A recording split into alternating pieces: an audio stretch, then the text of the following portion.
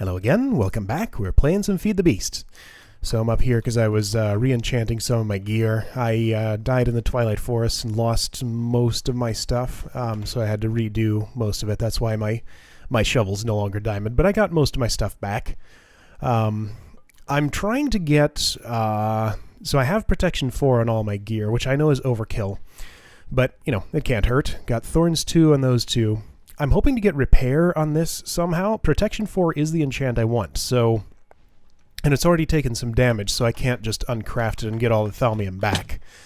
That's the reason my leggings are made of Thalmium, because I can get Repair on them. But, you know, I don't get that Thalmium and get back if I uncraft these. So I really want to get Repair on a book, but book enchants just are not being my friend. I did get 2 Silk Touch books, which is awesome, but okay, so this is overflow from my weapon enchants. These are my armor enchants. So we have a bunch of Protection 3, some Fire Protection, Blast Protection. Yeah. And these are my wand enchants. I never get charging. Oh, I did get charging. Oh, that's right. I got charging, and I wanted to put it on my wand of equal trade, but apparently charging does not go with frugal. I figured it would, but no, if I try to put them together, I just get the same thing back. So, that doesn't work. But anyway, that's actually very inconvenient. What time of day is it? It is almost night. Okay, good. So we can sleep and shut that off. And that's good. My orchard needed rain anyway. But okay, so... Yeah, that's just a tangent. We don't need to talk about enchanting right now. Oh yeah, I built myself another blast furnace because the one was not doing it. I think I actually need a 3rd boiler. We need more MJ. We'll be talking about that a little bit more later. But yeah, I'm just making some steel so that we'll have the option to do that. But anyway, so that crazy system we set up last episode that sort of worked. I'll sleep in a minute. Yeah, so it's doing its job. Yeah, I watched it for a while last time. Oh yeah, I raised that up and moved the conveyor belts over so that things can spawn and they'll get pushed into place. I also fixed up the ground over here, filled things in. Did a bunch of redecorating down below. We'll look at that in just a second after I sleep. But yeah, so I watched it for a while after last episode. And I was not turning a profit. I wasn't getting enough beef to put in the industrial centrifuge for methane in order to make enough to keep the system going. But that didn't match up with my calculations. I looked at the Minecraft source code, and, you know, it is, as I put in the text last episode, it's supposed to be two beef per cow. Oh, I need to refill this. This has used up some thorium cells. It's supposed to be 2 beef per cow, but that's not what I was getting. So it turns out the grinder was actually the problem. The grinder drops less than killing things normally. But since we're here, let's talk about the decorations. So I've gone ahead and replaced the floor with concrete. Thought about a lot of different materials. Concrete seemed to make sense. And it's weird. Listen to my footsteps. Kind of hard to hear with all the other noises going on, but they play double for some reason on concrete. Like it's like I'm taking way too many steps as I walk across this. I think concrete also... Yeah, it doesn't make noise as you mine it. Totally silent. It's weird. And the ceiling is done in sandy brick. This is basically has the same appearance as coke oven brick, but it's, you know, it's the non-functional version of that. So it's just made like that. Had to go get a whole bunch of clay to get enough brick to do that, but it's done. And then we have light gray lamps here for lighting. I think the effect's pretty good.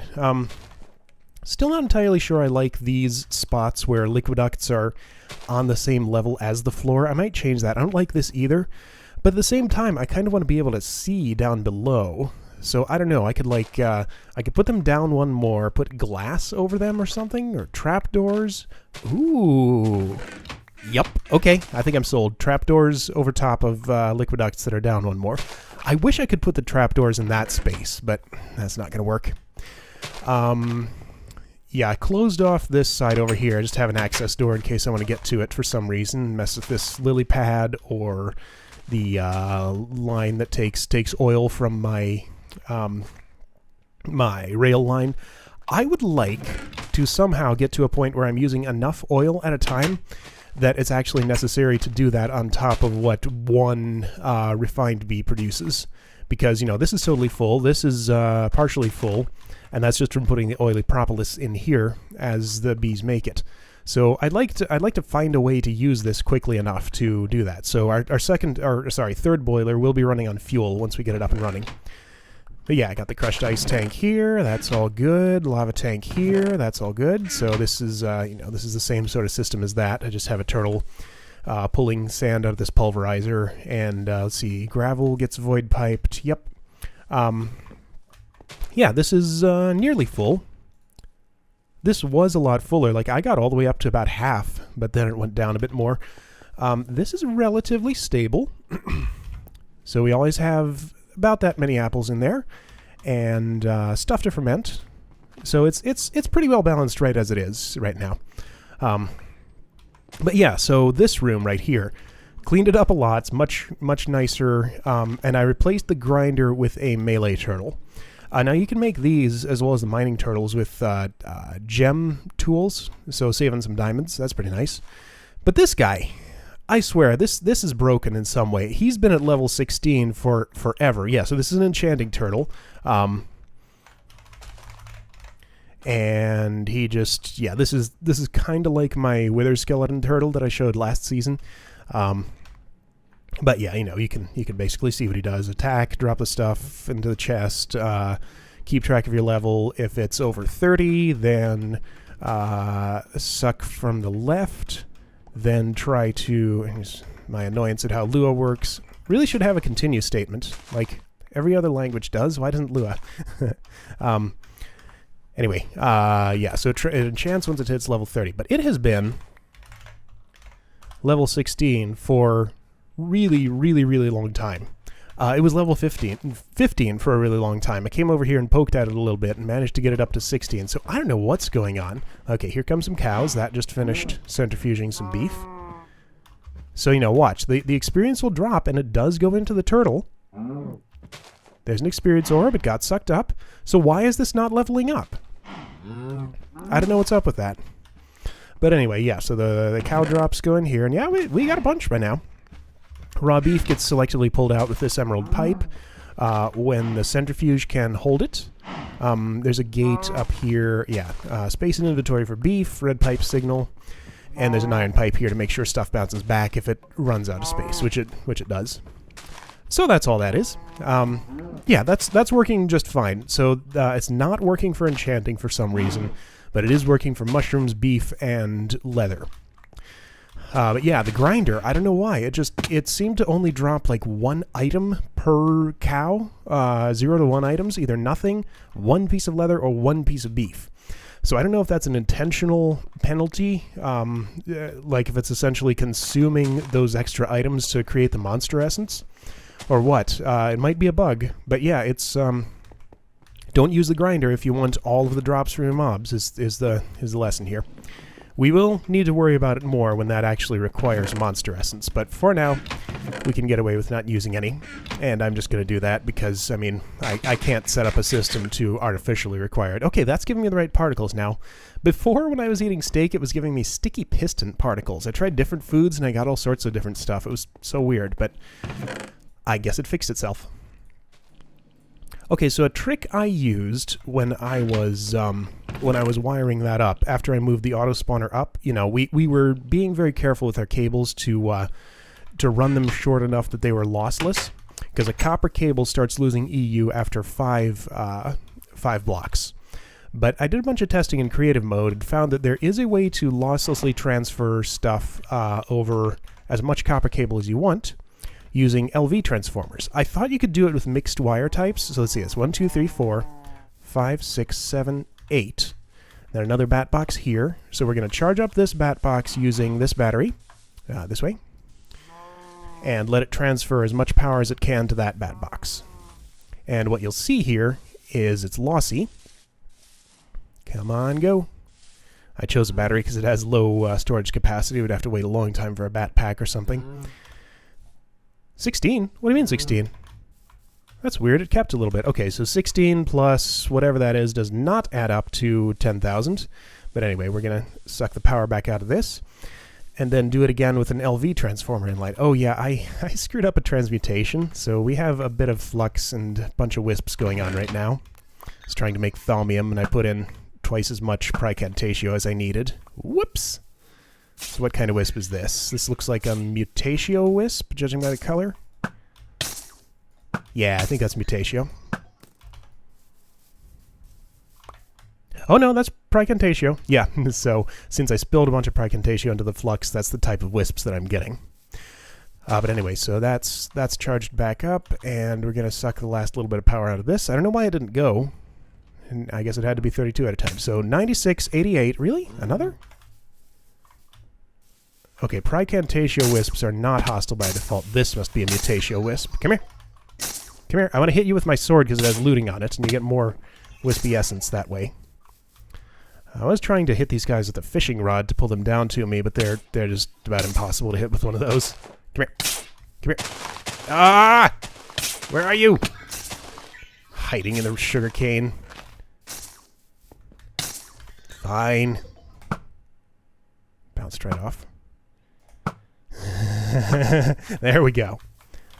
And that was mutatio. Yes. Okay. Anyway, so right, we're going to do the same test, but using an LV transformer. Now, you have to do it in the right mode, because I did this... If you do it in the wrong mode, you'll actually be able to melt your cable. Because if I were to put this... Okay, this has no charge in it, so I can show you. If I were to put it this way, where it goes... Wait, sorry, no, other way. Where it would be going low voltage to high voltage, you have to give it a redstone signal to actually do that. And if I tried to transfer any power, it would change this low voltage to medium voltage somehow, and melt this cable. This is kind of funny. But yeah, we want it the other way around. And this goes here like that. So high, medium voltage to low voltage, or low voltage to low voltage is what this is effectively going to do. So that's 9688. We'll put this in here. And this should transfer losslessly because it's 4 copper cable, LV transformer, 4 copper cable. Okay, we can take that out, and I don't know if it'll transfer all of it. It should, but we might be left with 60. Okay, 24. 9664. Yep. Plus 24 is 9688. So yeah, that is a lossless way to transfer power over copper cable for a length longer than 4 blocks. So that's cool. You know, limited utility. You can just use glass fiber cable up to 40 blocks, I think it is, and it'll be fine. But yeah, that has some use. So I just wanted to show that because it's cool. Next up, we have what? Ah, yes. So let's talk about our stupid industrial TNT factory. I hate that thing so much. Like I said before, I'm going to tear it down and build a better one. But I haven't yet. Yeah, I think this is the total number of emeralds I've managed to get out of it from getting the industrial TNT and actually putting it in the implosion compressor with my emerald dust. So that's not great. We need to think bigger. Now, I found out that there is a more efficient way to craft industrial TNT. If you use flint, it gives you 4, but if you use flint dust, it gives you 5. So that's slightly better. If you pulverize or macerate flint, it only gives you a tiny pile of flint dust. Or is it 2? Okay, yeah, pulverizer gives you 2 and 10% for a bonus one. So, you know, you end up using almost twice as much flint, but since flint is one of the cheapest components, that's worthwhile.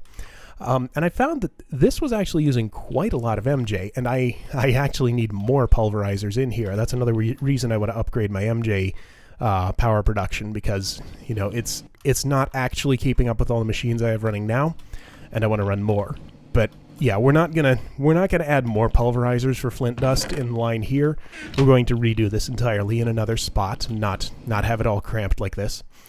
Anyway, that's all that was. Oh, and also, I came up with an alternative to niter, since niter was so slow to make. So you can use this saltpeter dust. Saltpeter ore is technically renewable, but it's super complicated to do. But there's this recipe: potassium, nitrogen, and compressed air. Potassium and nitrogen can come from electrolyzing ender pearl dust. So that's interesting.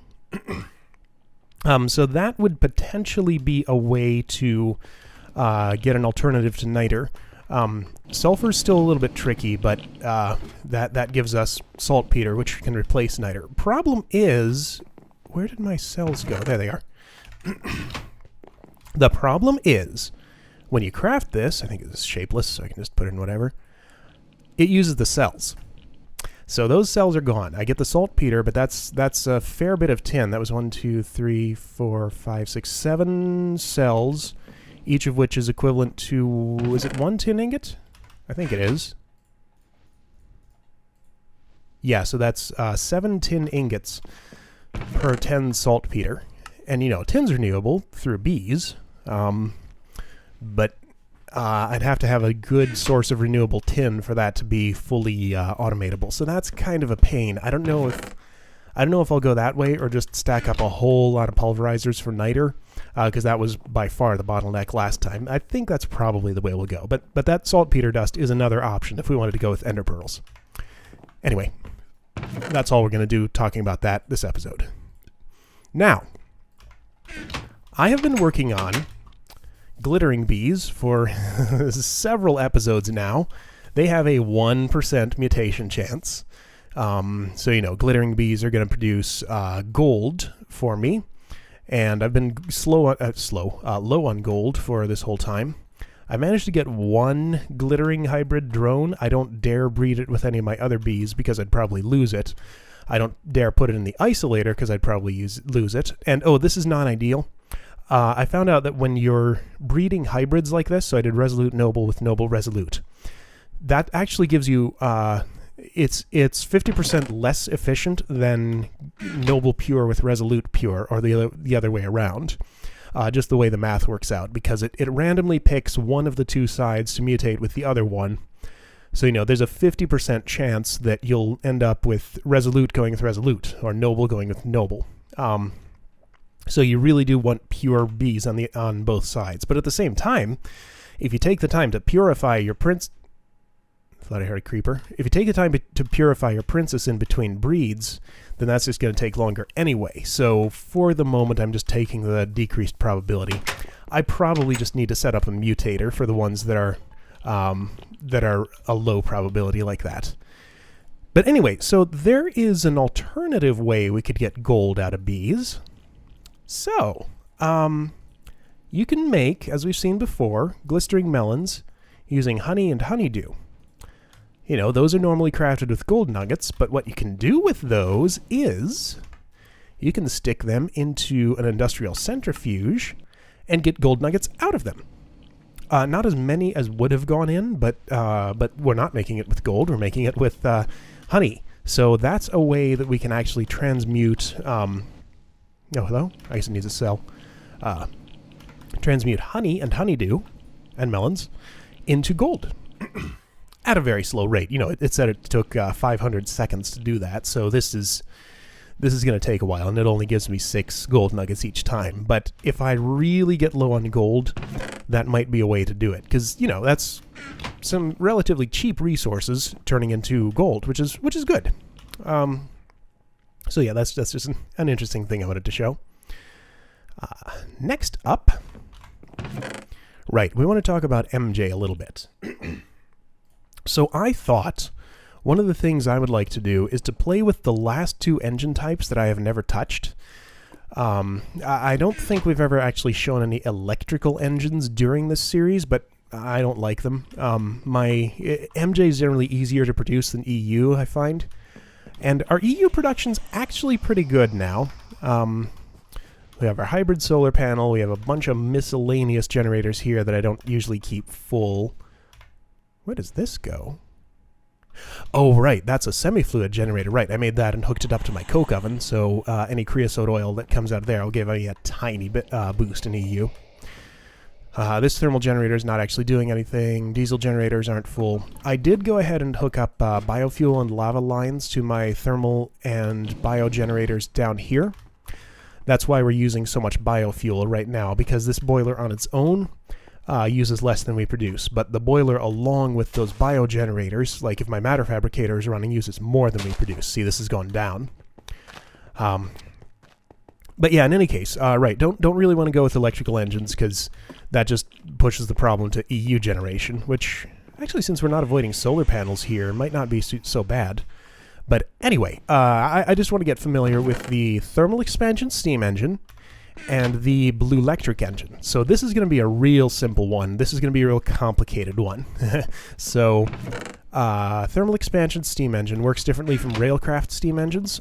You just give it some water and something to burn, and it goes off and does it.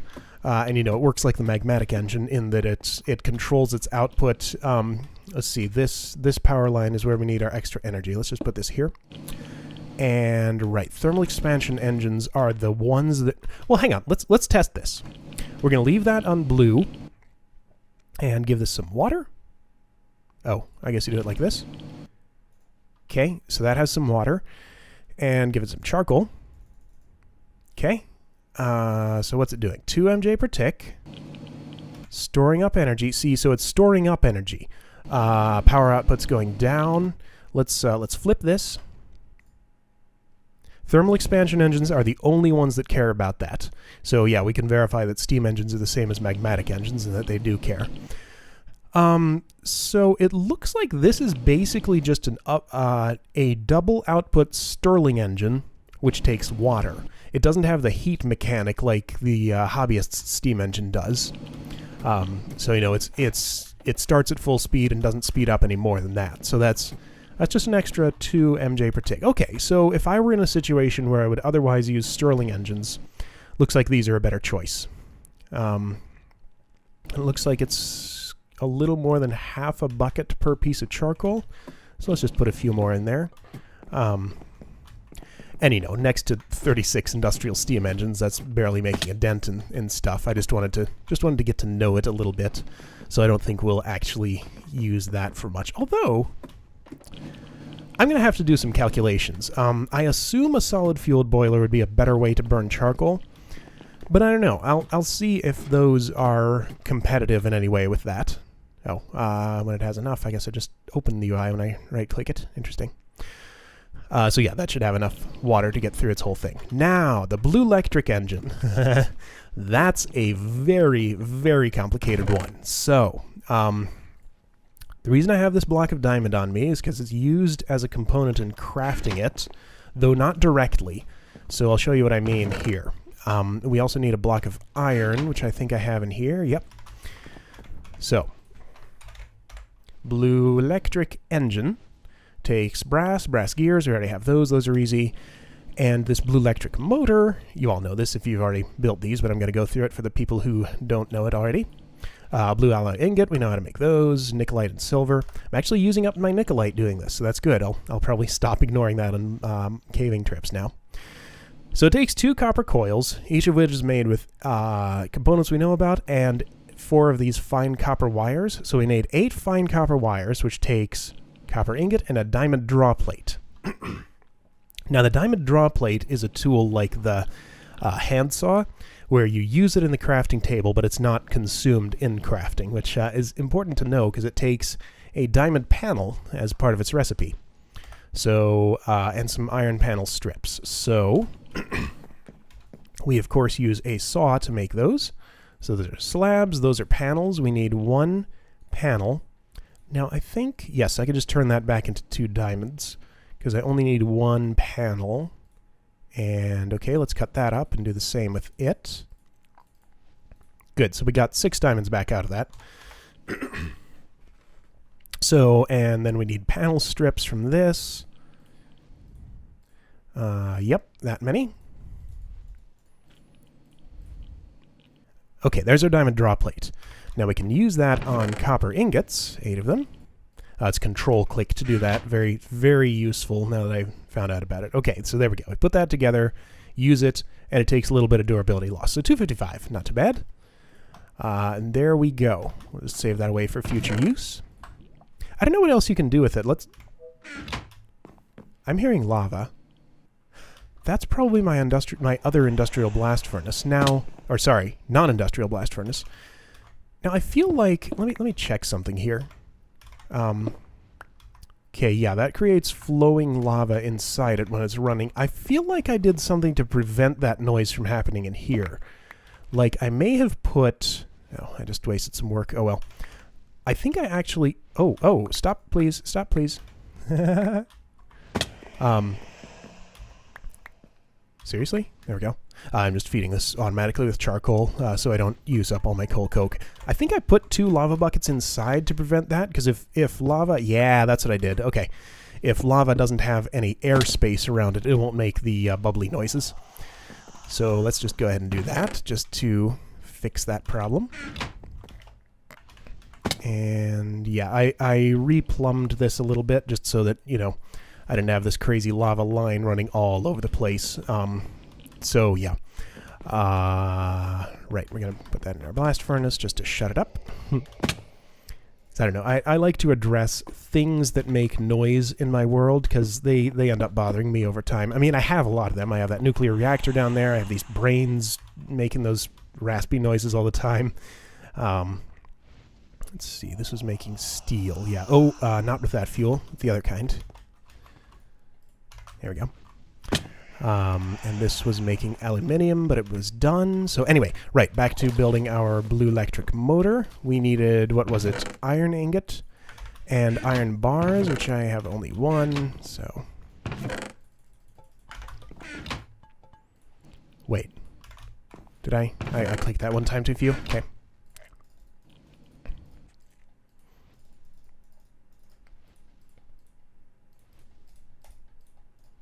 There we go. There's 2 copper coils. And then those go together with, what is it? Blull. 6 iron and a blue alloy ingot. Okay. I have this stuff prepared here. And while we're here, okay, can I turn this back into iron? If I were, oops, come back. If I would saw it, could I do that? Because it worked with the diamonds. I'm hoping it'll work with these too. Yes. Okay, good.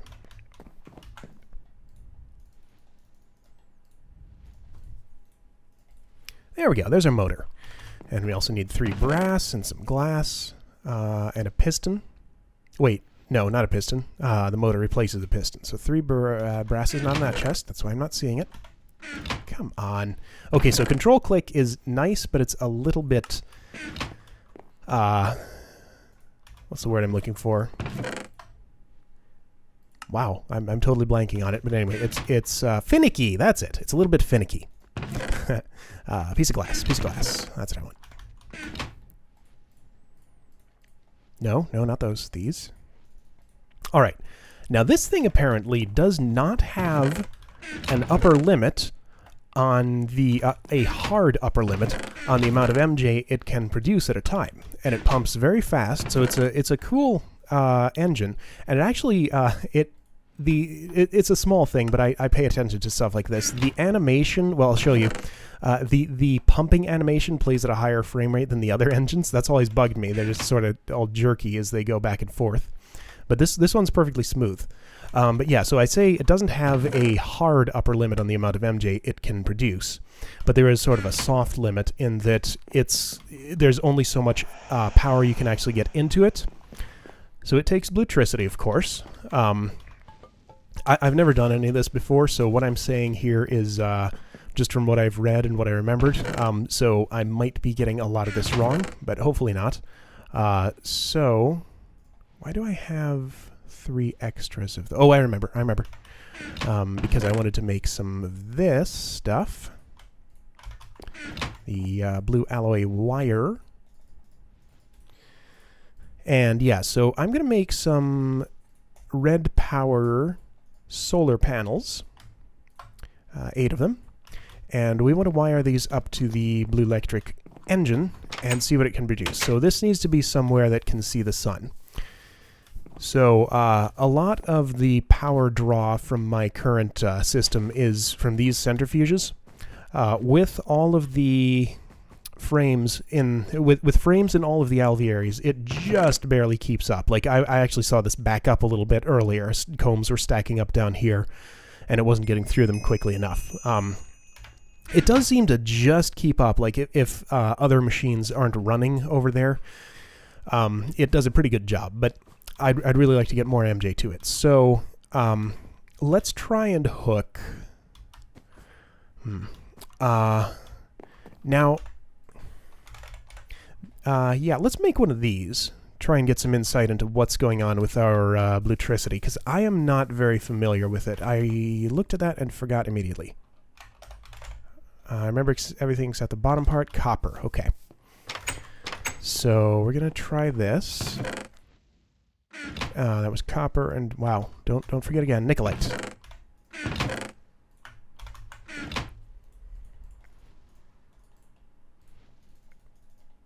Why is it crafted with wood? That's crazy. Okay, and it needs to be daytime, of course, to do anything with solar panels. We could also use a kinetic generator with windmill in it. We could use a thermal pile, which is apparently is really slow, so I won't bother trying that. I'm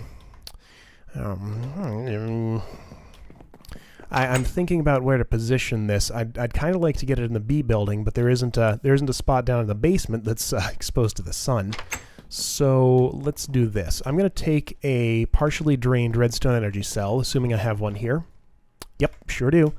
And try to charge it up with this engine. And then we'll get a look at how much, what exactly it's doing. So, I believe with these solar panels, okay, I'm going to try this. I expect this to be inefficient. I'm going to put these all in a line. Those are my own footsteps. I keep thinking something's creeping up on me. I'm gonna actually try to do this as inefficiently as possible. Then we'll increase the efficiency in a moment. I just want to see how low it goes, and then contrast this with how high it's gonna. Really? Really? Really? You don't know how to talk to a? Okay, fine. I'll get you a energy conduit.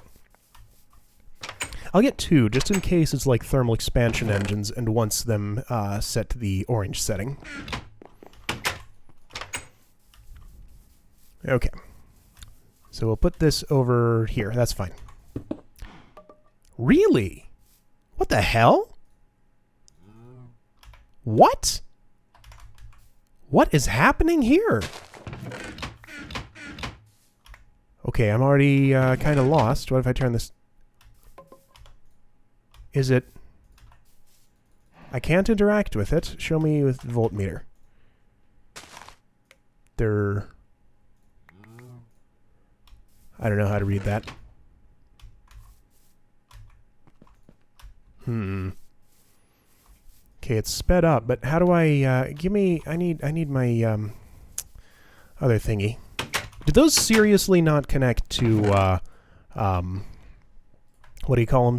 Redstone energy conduits or redstone energy cells? Because that would be a complete deal breaker if they don't, because that's crap. These are crap. I don't want to use them. But we will, just for the test. I wanted my multimeter. Ooh, try again. Multimeter. I was going to say multimeter, but I tried to change it halfway through. Okay. Nothing. Nothing. That is not connected. Oh, wait. What? Are you serious? I guess it is. Okay. It just looks like it's not. Crazy thing. Okay, sure. But how much are you getting? Oh. Oh. That's actually not too bad. So that's close to 1 MJ per tick per solar panel at this setup. Okay, so let's try, and I think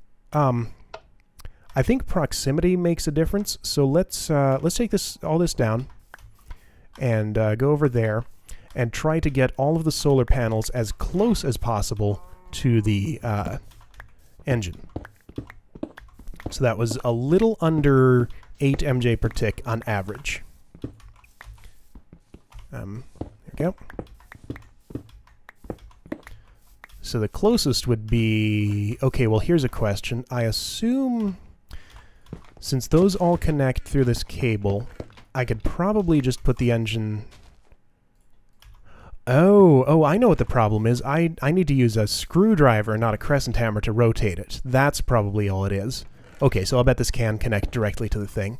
But I don't want it to right now because I want to be able to measure the amount of MJ going into it. It's so weird that those don't connect, but I guess that's fine. All right, and can these float? No. So we're gonna have to do this. Okay. So put this back and this back. So I'm hoping it'll get power from all of those. Let's see if this makes a... Oh, wrong tool. Still can't look at that. That doesn't tell me... Okay, this one. That's less. That's less. So maybe it's only getting it from the 4 around. Okay, let's try another layout. Or, no, it's high noon, so that's going to be as efficient as it can be with the solar panels. Okay. How about something like this? I don't know if like the blue alloy wire has some magical properties where if you connect it to a solar panel, it'll connect to all of them or something. Let's find out if this makes a difference. So if I place this like that, yep. And, right. You there, and for those of you who already know how this stuff works, we'll go on to something more novel in a moment. But I just want to get familiar with it and do it on camera in case we discover anything exciting. Yeah, I really don't know how to read any of this. So, well, it does. I wonder if it goes faster as it warms up. That's still less. Oh, it's going up. No. Why was the most... Now, hang on. Let's see if we can reproduce that result. What I thought was going to be the least efficient design so far has been the most efficient, which is bizarre. So if we just put these in a line here, and then turn this back on. Oh, what? There it goes. That was odd. Well, now it's getting like no what? Explain that to me. That's a lot lower than... What? Okay, maybe those took a little bit of time to build up a charge as they... after I placed them down. 6, 4. I'm going to watch this for a minute and see if it goes up. I'll be right back. Oh, it did. Okay. Higher. Okay, I don't understand this. I'm going to go read up on it instead of wasting you guys' time just looking at it and scratching my head. So, yeah.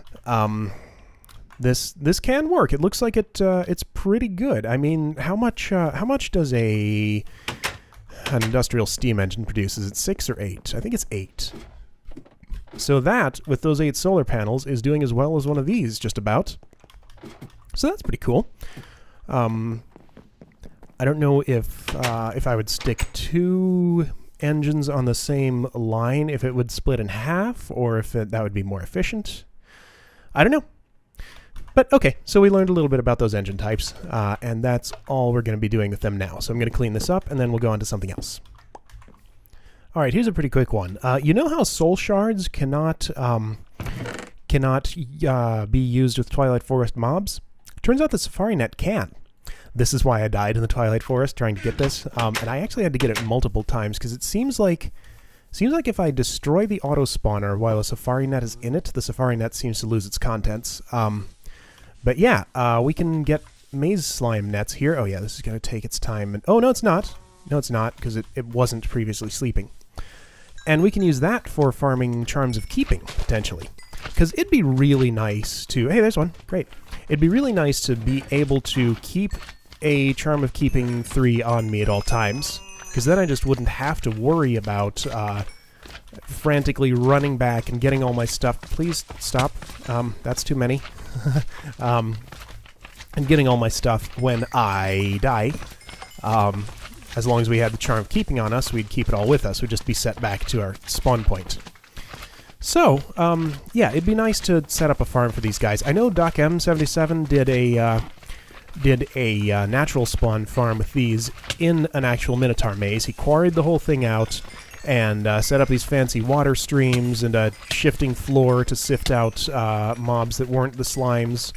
Did all sorts of crazy stuff, and it seemed to work really well, but I don't want to copy his design, and he doesn't have access to Minefactory Reloaded with the Minecraft mod pack. So yeah, I'm not going to try and copy him and make such a thing. I'll just do a simpler one using an auto spawner with these guys. Now, it still feels a little bit cheaty. It's not quite the same as Soul Shards, since these take power and they don't spawn as many at a time, but it still feels a little overpowered with the bug that does not require mob essence to run these things. So I almost want to wait until we get an update, which it sounded like is coming pretty soon. I was kind of expecting to have it by now. Update to the Ultimate Pack that would include a newer Minefactory Reloaded, because the one that we're on right now in Ultimate Pack 101, actually, there is a newer Ultimate Pack, it's just not set to recommended, so I could switch to it now. Maybe I'll do that. But yeah, I think it's Minefactory Reloaded 2.20 is the current version, and 2.30 fixes the Monster Essence bug. Something like that. But anyway, that's... Oh, don't do it! I'm going to take this out so we don't lose the slime. Do I have any junk ones of those that I'd be okay demonstrating that with? I probably don't, because the ones I kept were gassed, and the charged creeper isn't all that special. I mean, we can make another charged creeper if we really have to, and we already saw the guy. So let's test this out. So I'll put this in here, then I break this, and yep, turns back into a regular safari net. So watch out for that. That's a little gotcha. Oh, speaking of gotchas, I found one with the Forged Lexicon. I'll just show you real quick because I'm thinking about it now. Do not shift-click an item out of the Forged Lexicon because it will disappear, as I will demonstrate with whichever of my...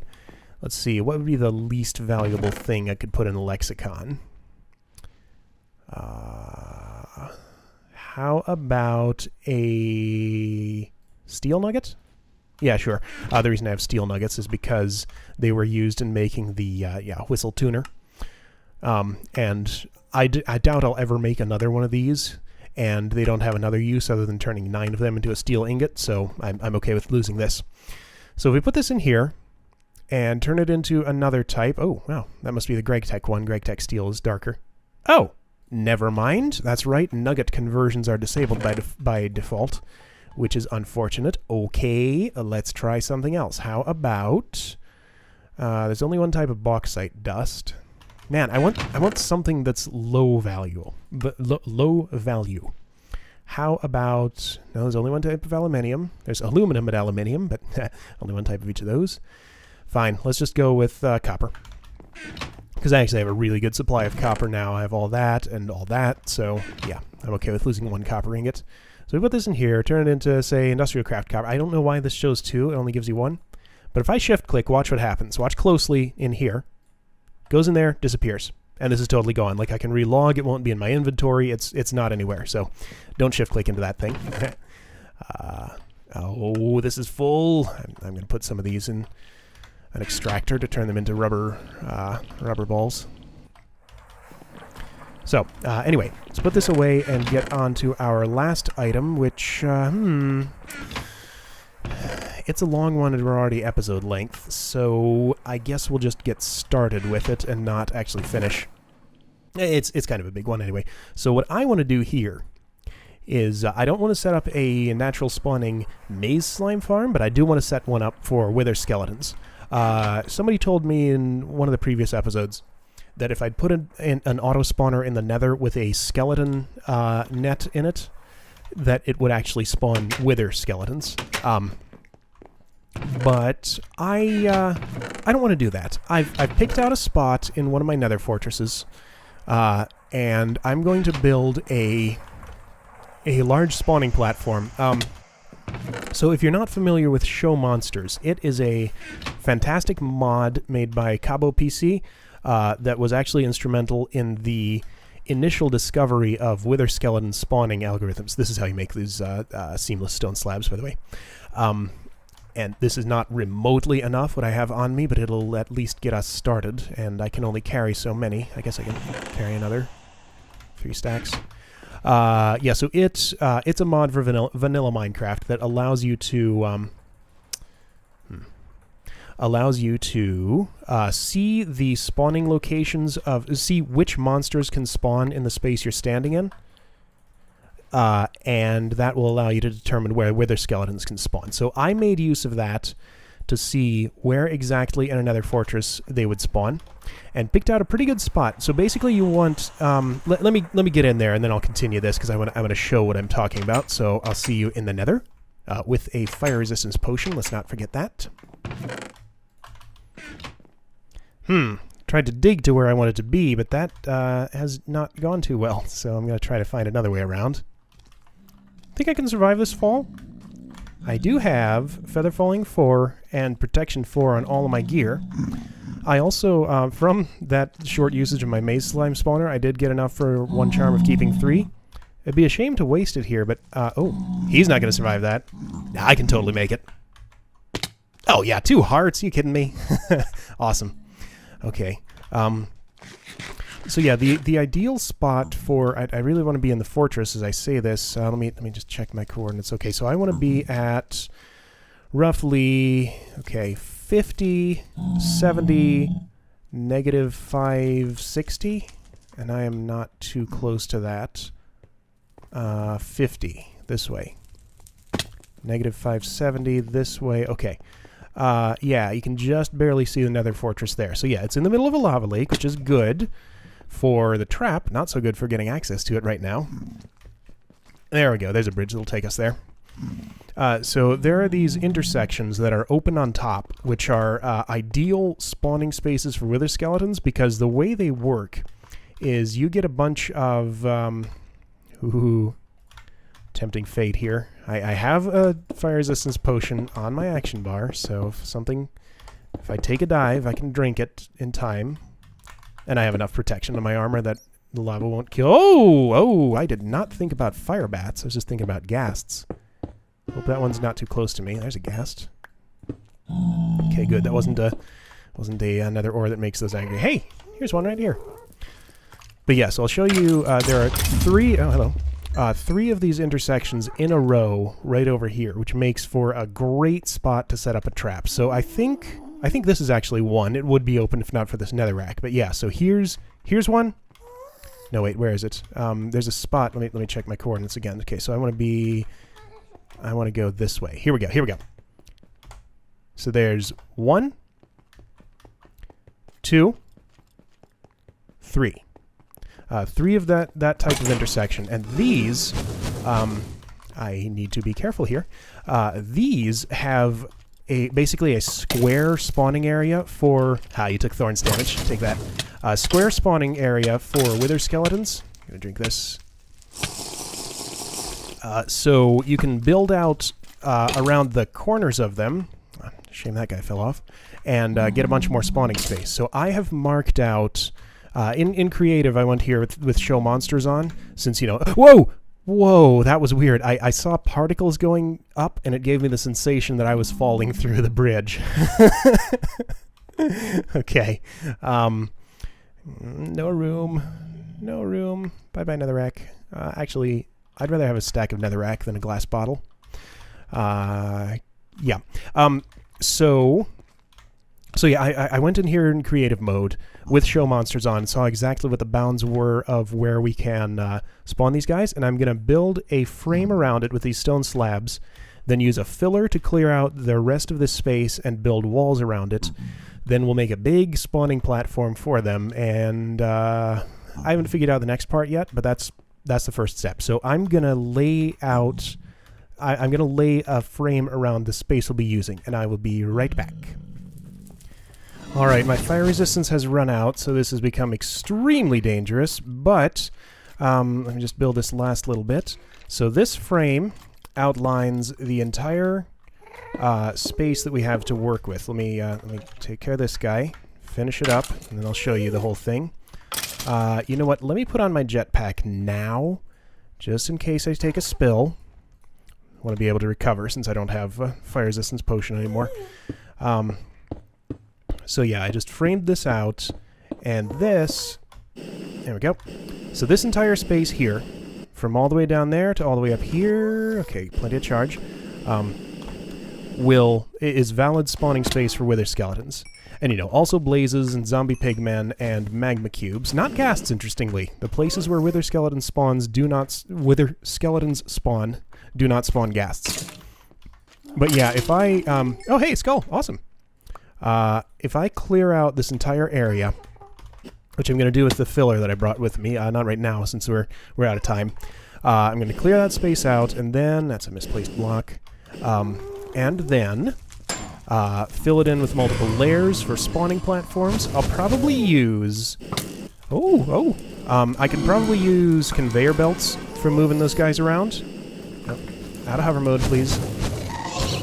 Oh man, everything wants to kill me. I'm getting out of here. Can probably use conveyor belts for moving them around. Dang it. Come here. There we go. Screw it. Getting out of here. So yeah, we'll figure out the rest of the mechanics there, but that's our spot. We are going to build a wither skeleton trap here. Oh, there's also a blaze spawner there. I could potentially incorporate that into this somehow with some sort of trap for them, since I'll have to AFK here to actually get them to spawn, or you know, not necessarily AFK, just stand around. But anyway, just wanted to show the beginnings of that. I'll probably do a lot of it off camera, and I will show you once I have something good to show you with it.